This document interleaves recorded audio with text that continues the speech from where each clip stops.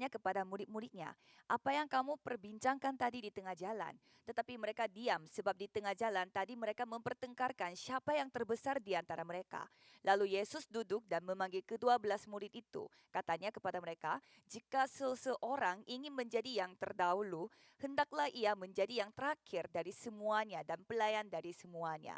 Maka Yesus mengambil seorang anak kecil dan menempatkannya di tengah-tengah mereka. Kemudian ia memeluk anak itu dan berkata kepada mereka, "Barang siapa menyambut seorang anak seperti ini dalam namaku, ia menyambut aku. Dan barang siapa menyambut aku, bukan aku yang disambutnya, tetapi dia yang mengutus aku." Amin. Mari kita mengakui iman kita, Yesus adalah Kristus, anak Allah yang hidup. Yesus adalah Kristus, Kristus, anak Allah yang hidup. Mari kita saling memberi salam, mari kita saling mengasihi. Amin. Judul khotbah hari ini adalah pilihan untuk menyelamatkan komunitas. Bacaan hari ini diambil dari Markus 9 ayat 33 sampai dengan 37. Sebagai pengantar, ada dua komunitas yang didirikan oleh Tuhan sendiri. Itu adalah keluarga dan gereja.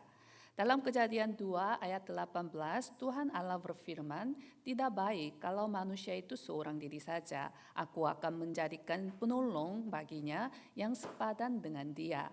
Sehingga keluarga itu terjadi.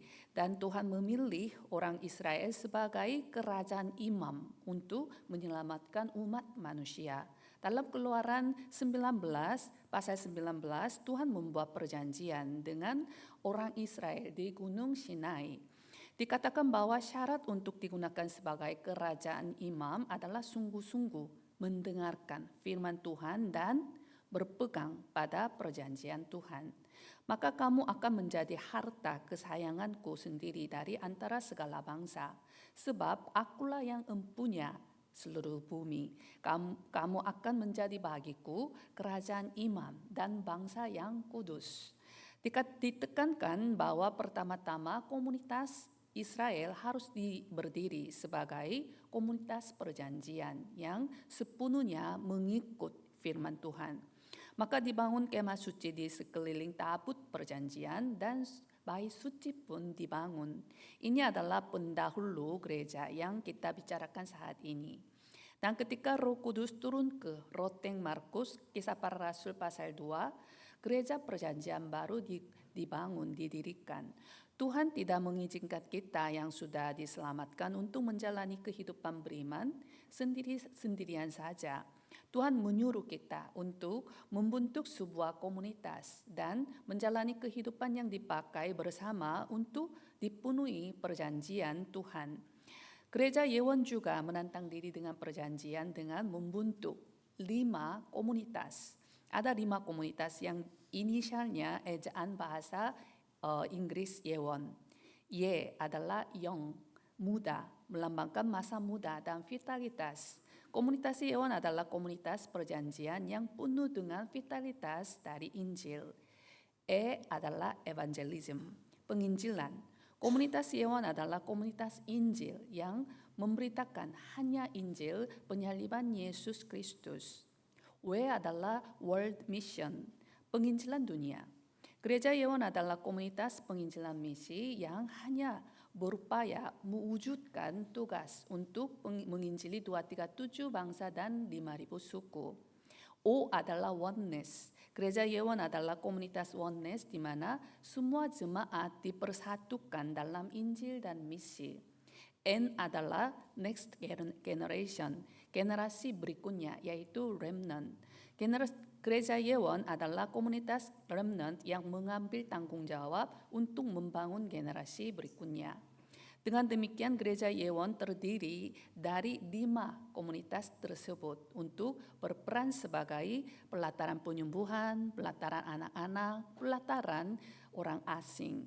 Namun meskipun membentuk komunitas seperti ini dan digunakan untuk mewujudkan pekerjaan Tuhan adalah hal yang wajar, namun tidak mudah untuk menjadi satu.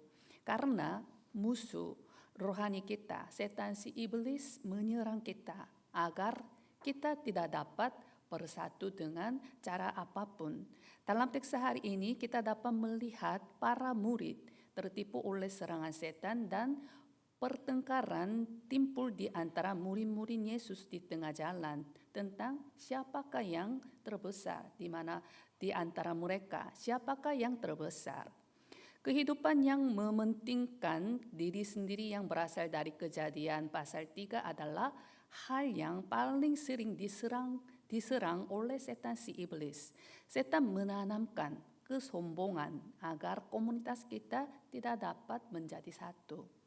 Bagi gereja Korea maupun gereja sedunia tertipu oleh hal ini. Saya berharap komunitas Yewon membuka mata rohaninya dan selalu mengambil pilihan yang menyelamatkan komunitas sebagaimana judul khotbah hari ini. Saya memberkati setiap jemaat Indonesia serta Timur Leste dalam nama Yesus Kristus. Kiranya saudara-saudara memiliki bukti membangun baptisan Kristus yang kokoh melalui pilihan Injili yang menyelamatkan jiwa-jiwa baik di rumah, di gereja, atau dimanapun saudara berada. Pokok bahasan yang pertama adalah pengabdian yang menyelamatkan jiwa-jiwa. Teks hari ini berkaitan dengan peristiwa di Gunung Transfigurasi. Dalam Markus pasal 8, Yesus berkata kepada murid-muridnya tentang penyaliban dan kebangkitan untuk pertama kalinya sejak pengakuan iman Petrus. Kemudian dia berkata kepada murid-muridnya bahwa setiap orang yang mau mengikut aku, ia harus menyangkal dirinya, memikul salibnya dan mengikut aku. Untuk menjalani kehidupan memikul salib ini perlu memandang kemuliaan surga. Maka Yesus membawa murid-muridnya ke Gunung Transfigurasi untuk berdoa dan memberi mereka kekuatan untuk mengatasi penganiayaan dan kesengsaraan yang akan datang. Yesus berdoa dan berubah rupa. Yesus dimuliakan di atas gunung. Yesus menunjukkan keilahiannya di depan mata murid-muridnya. Setelah itu Yesus turun dari Gunung Transfigurasi dan menyembuhkan anak yang kerasukan setan. Yesus berkata tentang kematian di kayu salib dan kebangkitannya kepada murid-muridnya untuk kedua kalinya.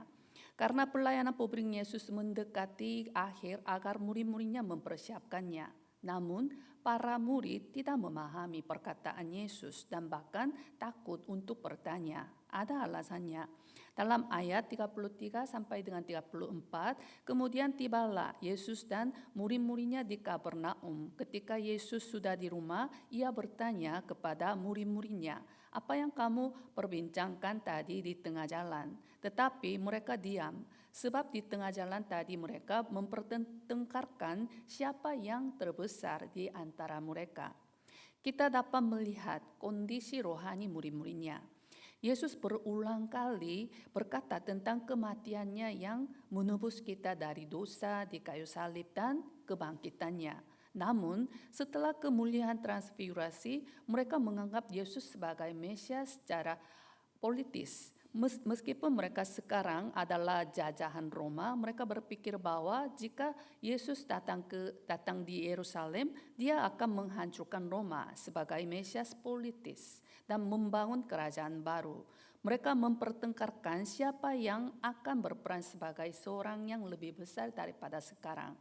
Di dalam gereja juga ada orang-orang yang memiliki pemikiran seperti murid tersebut. Tidak peduli untuk memberitakan Injil, tetapi berminat pada siapakah yang lebih besar dan siapakah yang akan memimpin. Oleh karena mereka, gereja kehilangan hakikat gereja dan alasan keberadaannya, lalu saling bertengkar dan akhirnya terpecah belah. Sampai sekarang telah terlalu banyak gereja seperti itu di Korea karena pengaruh budaya Konfusianisme. Rasa hierarki lebih banyak terdapat dalam pikiran masyarakat Korea, tergantung umur, kampung halaman, angkatan sekolah, pangkat keluarga, dan seterusnya. Seiring dengan hidup, masyarakat Korea selalu mempertimbangkan hal-hal itu. Dikatakan bahwa status sosial ini merupakan salah satu hambatan terbesar bagi para misionaris yang pertama kali datang ke Korea untuk melayani pelayanan misionaris. Secara khusus, para misionaris dikatakan mendapat masalah ketika mereka mengunjungi rumah jemaat. Dulu di kamar Korea ada tempat untuk atasan dan tempat untuk bawahan. Karena tidak ada tandanya, sehingga misionaris tidak dapat membedakan mana tempat duduk yang bawaan atau mana yang atasan sebagai orang asing. Jika dia duduk di tempat atasan tanpa menyadarinya, maka hari itu pelayanannya tidak berhasil. Oleh sebab itu dikatakan bahwa ketika misionaris baru tiba di Korea, terlebih dahulu dididik. Bagaimana caranya untuk membedakan tempat duduk atasan atau bawahan. Dalam ayat 35, lalu Yesus duduk dalam memanggil ke-12 murid itu, katanya kepada mereka, jika seseorang ingin menjadi yang terdahulu, hendaklah ia menjadi yang terakhir dari semuanya dan pelayanan dari semuanya. Setelah melihat para murid mempertengkarkan tentang siapa yang terbesar, Yesus memberitahu mereka bahwa kebenaran rohani itulah yang sangat penting. Kita dapat melihat bahwa perbedaan konsep tentang antara seorang yang terbesar dari sisi murid-muridnya dan yang dari sisi Yesus. Para murid berusaha menjadi yang terdahulu dengan cara apapun. Namun Yesus menekankan fakta bahwa jika seseorang ingin menjadi yang terdahulu, hendaklah ia menjadi yang terakhir dari semuanya dan pelayan dari semuanya. Kemudian dia membawa seorang anak kecil untuk membantu murid-muridnya memahaminya. Dalam ayat 36 sampai dengan 37, maka Yesus mengambil seorang anak kecil dan menempatkannya di tengah-tengah mereka. Kemudian ia memeluk anak itu dan berkata kepada mereka, barang siapa menyambut seorang anak seperti ini dalam namaku, ia menyambut aku. Dan barang siapa menyambut aku, bukan aku yang disambutnya, tetapi dia yang mengutus aku. Dikatakan bahwa kita harus memiliki hati bagi anak kecil yang dianggap sebagai paling hina dan terlemah dalam masyarakat pada waktu itu. Sebenarnya teladan pelayanan sejati seperti ini adalah Yesus Kristus. Setelah Markus 10 ayat 35, para murid menghadapi konflik lain setelah peristiwa dalam teks hari ini. Yakobus dan Yohanes meminta seperti ini, perkenankanlah kami duduk dalam kemuliaan-Mu kelak, yang seorang lagi di sebelah kananmu dan yang seorang di sebelah kirimu. Mendengar itu, ke-10 murid yang lain menjadi marah kepada Yakobus dan Yohanes. Dalam ayat 45, setelah Yesus membawa mereka dan berkata tentang kepemimpinan yang melayani sebagai kesimpulan. Karena anak manusia juga datang bukan untuk dilayani, melainkan untuk melayani dan untuk memberikan nyawanya menjadi tebusan bagi banyak orang. Yesus yang adalah Tuhan datang ke dunia ini dengan mengenakan tubuh daging. Dalam Filipi 2 ayat 7, melainkan telah mengosongkan dirinya sendiri dan mengambil rupa seorang hamba dan menjadi sama dengan manusia. Dia merendahkan dirinya sampai mati di kayu salib untuk menyelesaikan masalah mendasar manusia yang berasal dari Kejadian pasal 3. Kita harus juga menjalani kehidupan pengabdian yang menyelamatkan jiwa-jiwa seiring dengan mengikuti jejak Yesus Kristus.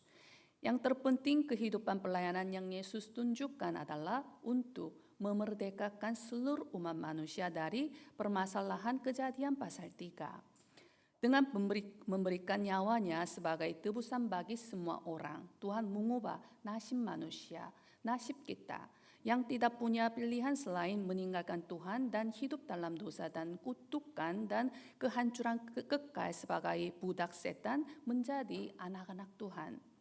Kehidupan kita berubah 180 derajat. Kita juga harus melayani untuk menyelamatkan jiwa-jiwa secara alkitabiah.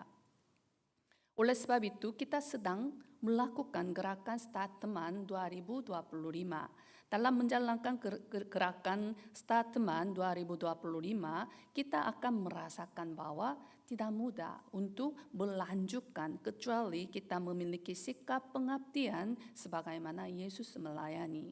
Bertemu dengan seseorang juga bisa jadi merasa beban, bisa jadi ditolak, bisa jadi mendengar perkataan kasar, bisa jadi membuang waktu. Namun, kita akan terus berlanjutan sebab ada sikap pengabdian untuk menyelamatkan jiwa-jiwa yang ditunjukkan Yesus. Karena kita memiliki hati antusias yang berkobar terhadap satu jiwa. Ketika saya melihat nama-nama di Warta Jemaat Kebaktian Bahasa Indonesia, saya sangat terharu dan bersyukur atas pengabdian saudara masing-masing. Saudara berdoa satu sama lain agar mereka menang atas ibadah dan memiliki kebiasaan rohani di gereja. Dalam ayat 41, aku berkata kepadamu sesungguhnya, barang siapa memberi kamu minum secangkir air oleh karena kamu adalah pengikut Kristus, ia tidak akan kehilangan upahnya. Pasti ada upah dari Tuhan dalam segala sesuatu yang dilakukan untuk pekabaran Injil. Saya memberkati setiap jemaat Indonesia serta Timur Leste dalam nama Yesus Kristus. Kiranya saudara dapat memiliki bukti yang menikmati upah sebagai penginjil melalui kehidupan pengabdian yang menyelamatkan jiwa-jiwa. Pokok bahasan yang kedua adalah kesadaran komunitas Alkitabiah. Dalam ayat 38, kata Yohanes kepada Yesus, Guru, kami lihat seorang yang bukan pengikut kita mengusir setan demi namamu. Lalu kami cegah orang itu karena ia bukan pengikut kita. Murid-muridnya, termasuk Yohanes, berpikir bahwa mereka adalah murid Yesus, pengikut yang sejati, dan tidak pantas bagi orang lain selain diri mereka sendiri untuk mengusir setan dalam nama Yesus Kristus. Sehingga mereka cegah orang itu untuk tidak menggunakan nama Yesus dengan sembarangan. Mereka menantikan pujian dari Yesus, namun jawaban Yesus sangat berbeda dengan harapan murid-muridnya. Dalam ayat 39 sampai 40, tetapi kata Yesus, jangan kamu cegah dia, sebab tidak seorang pun yang telah mengadakan mujizat demi namaku dapat seketika itu juga mengumpat aku. Barang siapa tidak melawan kita, ia ada di pihak kita.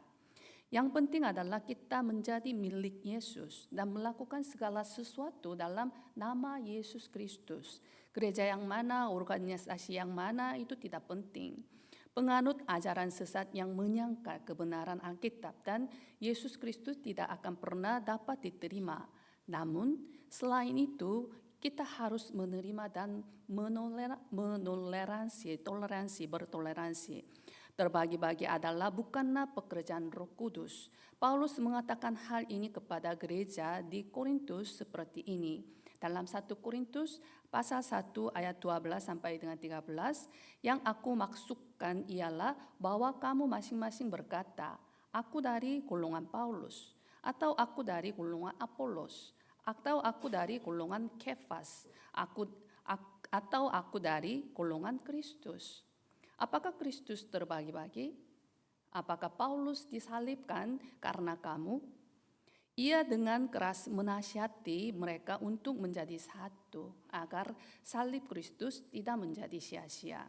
Meskipun Yohanes dalam teks hari ini dipermalukan sebagai wakil, setelah Roh Kudus turun ke atas dirinya, ia diubah dari anak-anak guru menjadi rasul kasih. Dalam surat Yohanes yang pertama, kedua, ketiga, ia berulang kali menekankan bahwa saudara-saudaraku yang kekasih, marilah kita saling mengasihi. Sebab kasih itu berasal dari Allah. Dan setiap orang yang mengasihi lahir dari Allah dan mengenal Allah.